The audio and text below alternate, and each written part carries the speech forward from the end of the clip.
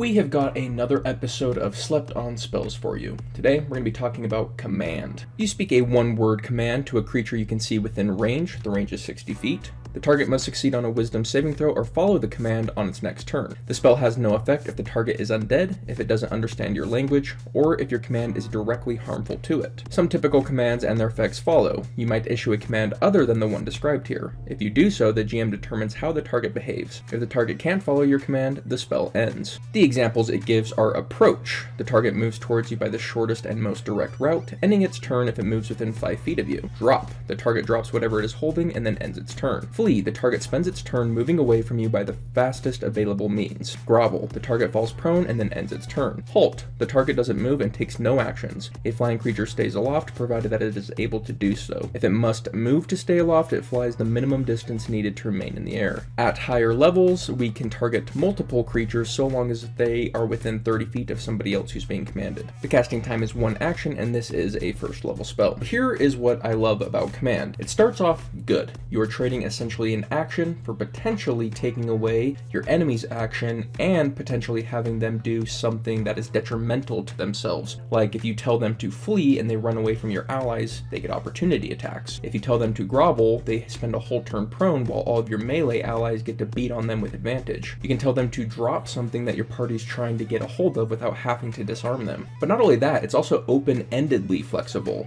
Imagine that you're fighting someone on a ship and you're on the top deck fighting, sword fighting, swashbucklers, you know the drill. You can use command and then say swim, one word command, and your DM interprets it how they will. How I would interpret that is they jump off the ship. So you basically just killed someone. I know they're not dead, but the ship continues moving and there's a good chance they're not going to get back on. That's pretty powerful. Now you can't command them to do something directly harmful like jump in lava, but you can command them to do things that put them in a detrimental position that isn't directly harmful, like jumping in an ocean, for example. All of this is great, but consider that this gets even better when we start upcasting. Every time we upcast, we target another person, and remember that this isn't concentration. So now we can hit 3 people, use our 1 action, and potentially remove 3 actions from the enemy's side. Weight of actions is a good way to dictate who's going to win a fight, and we're moving those scales to our advantage. This also synergizes incredibly well with fight-winning spells, because this in many ways is very similar to a fight-winning spell, but it's a fight-winning spell light. Most fight-winning spells, let's use Hypnotic Pattern for example, will hit multiple enemies, take them out of the fight, we maintain our concentration on it, and this does the same thing but for 1 turn. And so if we have this group, Hypnotic Pattern, and the fight still looks rough, we can now command this group, upcast it to 3rd, 4th level, and have a mini fight-winning spell to really sway the odds of this fight in our favor. So command is normally only on the Cleric and Paladin skill list,